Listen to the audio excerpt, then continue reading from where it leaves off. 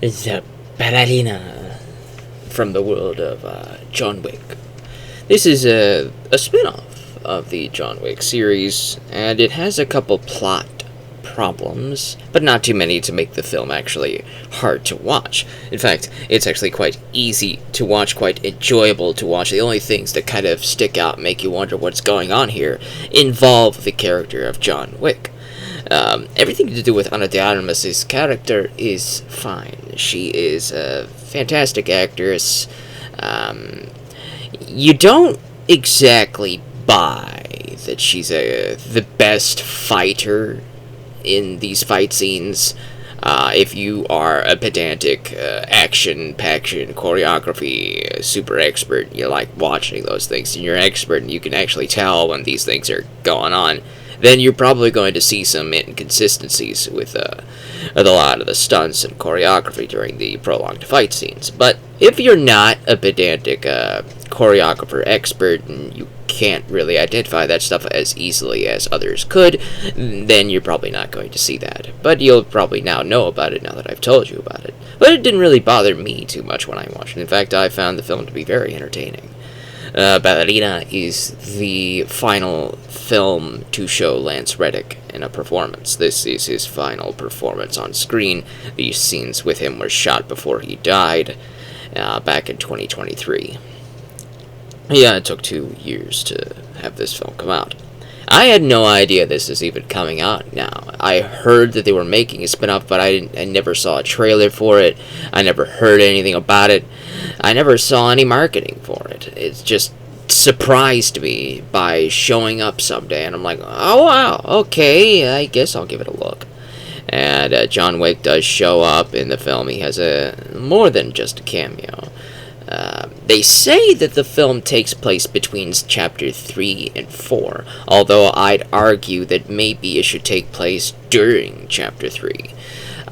Perhaps during the scene when Wick goes back to the Ballerina, Madame Mistress Lady, who is the leader of this group of whatever they're called, Assassin Ramanis or whatever, and she basically puts a big brand burning off the tattoo that Wick has on his back and all that stuff when Wick asks her to help him get out of the city and all of that stuff.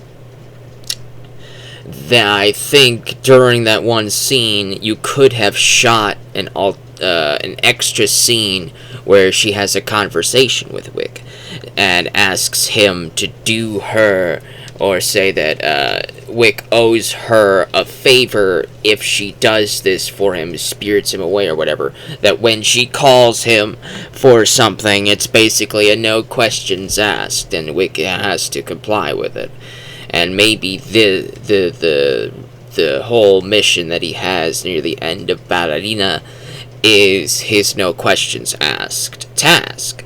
I just wish they kind of explained a little bit about why he's working for the Madame, even though she basically denounced him at the end of his scene with her in, I believe, Wick 3.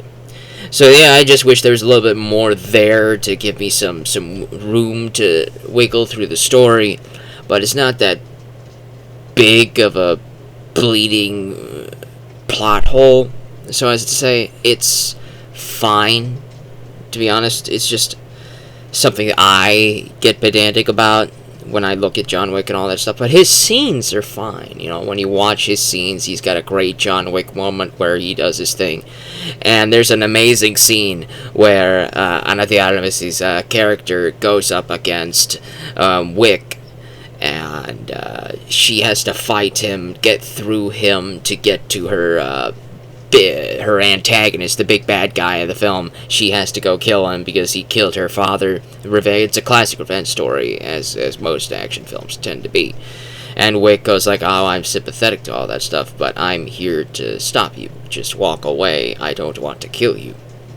And so Ana de Armas fights Wick, and Wick is in complete control of the fight the entire time. He could have killed her dozens of times during their scuffle, but you could see that he feels bad for her. He sympathizes very strongly for her, and he is holding back big time. He is in complete control of this fight, and it almost makes him overshadow Eve. That's the name of Ana de Armas's character.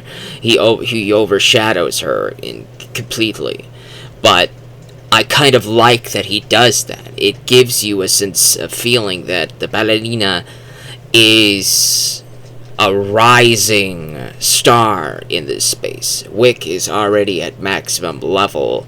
This is a character that is going through the beginnings of her story, rising through the ranks, if you will, and that maybe one day, near the end of her story, she will be just as deadly as Wick someday, but it's not today. This is just an opening story for this character, and I am very interested in seeing where they take the Ballerina character, because Wick is on his way out.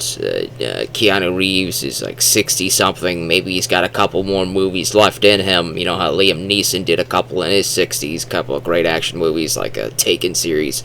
So yeah, Keanu Reeves may have a couple more Wick movies in him, but he's gonna be slowing down soon. So rising stars like Ana de Armas' character here, I am very I'm looking forward to it. I'm looking forward to seeing more here. I'm very excited to see if there's a Ballerina 2, if she joins Wick in an adventure in John Wick 5. I'd be happy with that. I just want to see more with this character.